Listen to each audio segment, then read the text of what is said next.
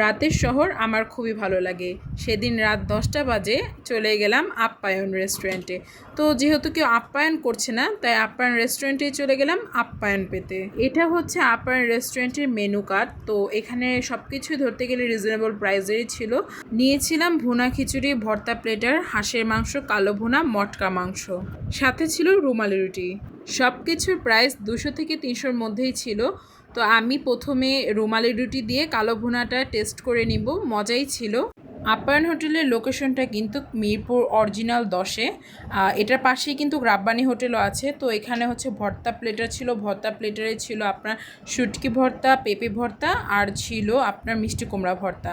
তারপরে একটু কালো ভুনার সাথেও খিচুড়িটা খেয়ে নিব। আমার কাছে তাদের ভুনা খিচুড়িটা ভালোই লেগেছে এবং কালো ভুনাটা ভালো লেগেছে। তো এখানে মেন যাওয়ার কারণ হচ্ছে এই ল্যাটা খিচুড়ি আর হচ্ছে ঝুরা মাংস খাওয়ার জন্য। আমাকে যদি কেউ অফার করে এই রেস্টুরেন্টে যাওয়ার, তাহলে আমি অবশ্যই যাব শুধুমাত্র এই ল্যাটা খিচুড়িটা খাওয়ার জন্য। এবং আমি কিন্তু প্রায় অর্ধেক খেয়ে শেষও করে ফেলেছি, এতটা মজার ছিল। তো আজকে ভিডিওটা এ পর্যন্তই। যাদের লোভ লাগবে তারা অবশ্যই আমাকে কমেন্ট করে জানাবেন এবং আমি আপনাদেরকে সাজেস্ট করব এখানে যে কি খাবেন, সেটা হচ্ছে আপনারা ল্যাটা খিচুড়িটা খেয়ে আসতে পারেন।